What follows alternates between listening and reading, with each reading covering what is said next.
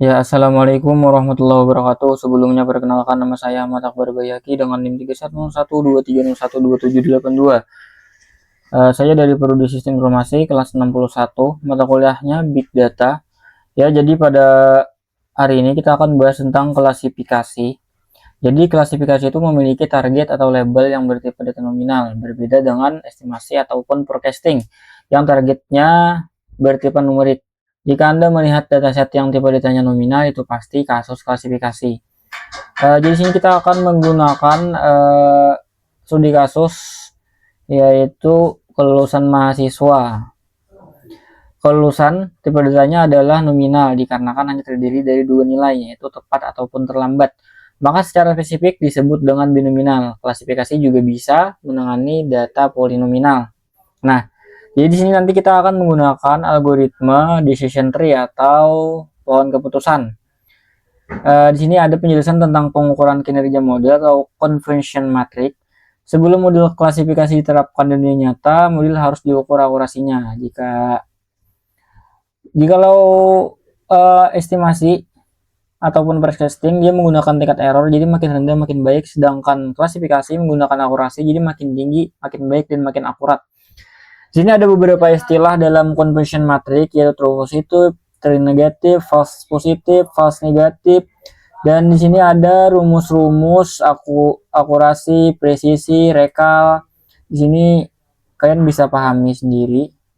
Ini gampang banget. Dan di sini ada studi kasus yang akan kita kerjakan di Rapid Miner tentang kelulusan mahasiswa tadi. Langsung saja. Pertama-tama, kalian harus menyiapkan dataset untuk kalian olah di sini. Oke. Sediakan dataset training, testing, dan scoring. Pertama-tama, kalian cari dulu operator yang namanya Red Excel. Tergantung ya, kalau format dataset kalian Excel ya udah pakai Red Excel, kalau enggak berarti cari yang lain gitu. Sesuaikan dengan dataset punya kalian. Klik dua kali pada Red Excel. Cari dataset yang sudah kalian siapkan. Di sini punya saya namanya kelulusan mahasiswa training. Langsung next saja, next. Next.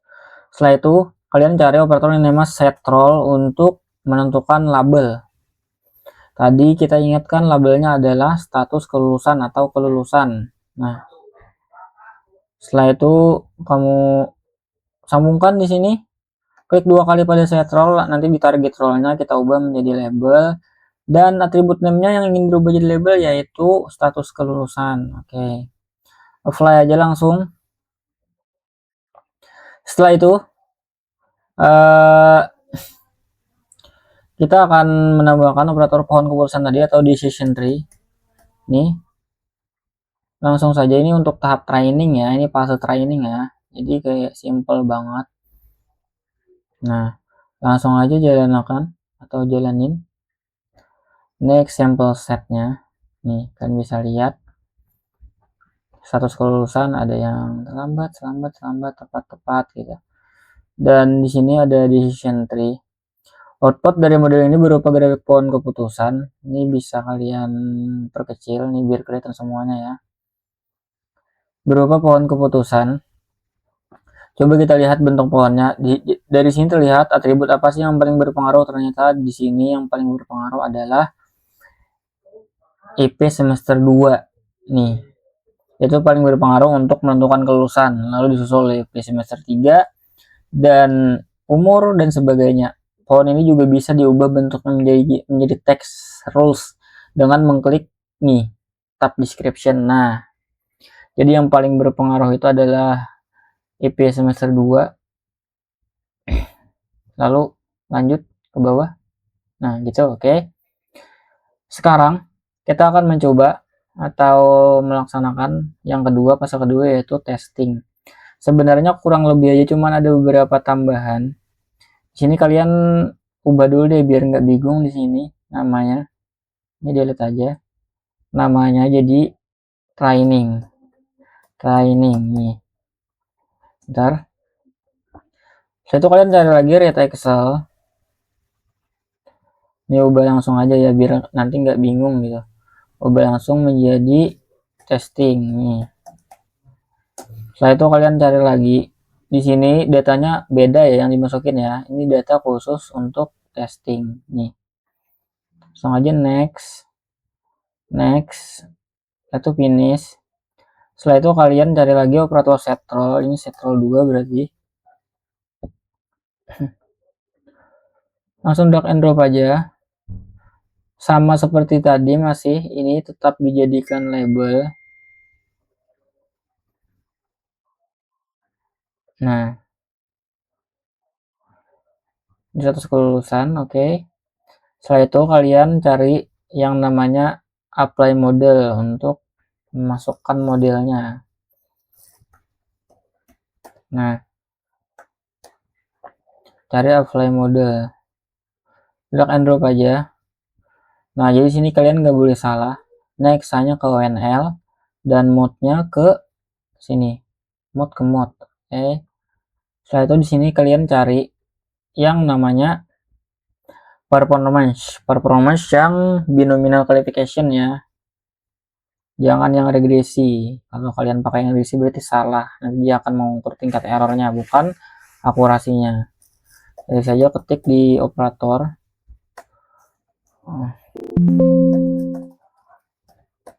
Nih, di sini ada banyak pilihan. Ambil yang binominal qualification. Duh, kesana lagi. Duh, awas ya, berbahaya sekali ini. Nah, lalu di sini disambungkan saja.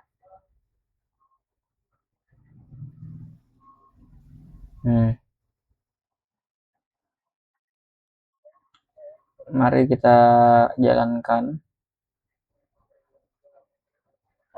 Nah, ini adalah hasil dari prediksinya. Patokannya adalah kita membandingkan status kelulusan. Oh, tunggu, ini ada yang salah nih. Satunya juga harus disambungin gitu. Ini gitu.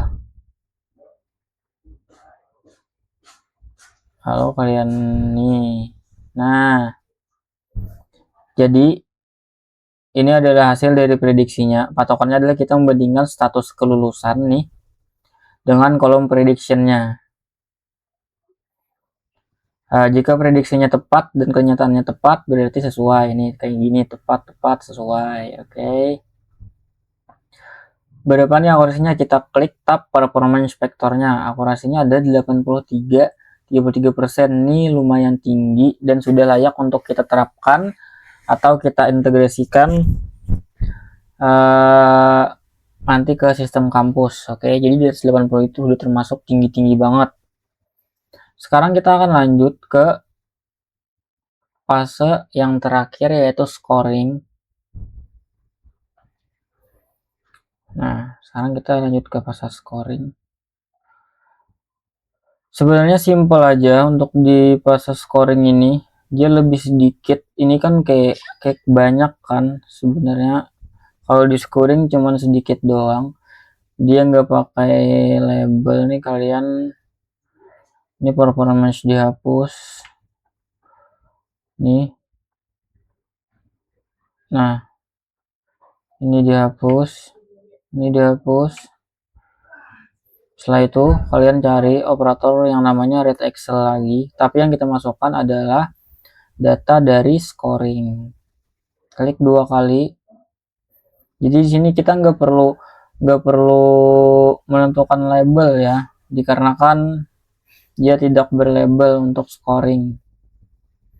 Nih, ambil scoring, next saja, next lagi, finish. Setelah itu kalian tinggal tambahkan aja gini, disambungkan. Nah, udah gitu doang. Sekarang kita apa? Kita running. Nah,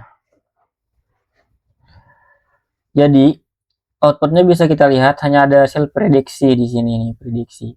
Tidak ada label aktualnya. Kalau yang di tadi kan ada label aktualnya untuk dijadikan perbandingan. Jadi di dalam kolom paling kiri di sini prediction, kita bisa melihat bahwa sistem sudah mulai memprediksi ada milestone yang diprediksi tepat dan ada yang terlambat. Nah, dari beberapa di sini ada yang tepat dan ada yang terlambat. Data nilai yang nantinya akan digunakan oleh universitas. Dengan mengetahui prediksi ini sejak awal, kampus bisa memberikan semacam program bimbingan untuk mahasiswa yang berpotensi lulus terlambat gitu. Jadi mungkin itu saja yang bisa saya sampaikan dan semoga dapat dengan mudah dipahami. Mohon maaf jika ada kesalahan ataupun hal-hal yang kurang berkenan. Wassalamualaikum warahmatullahi wabarakatuh.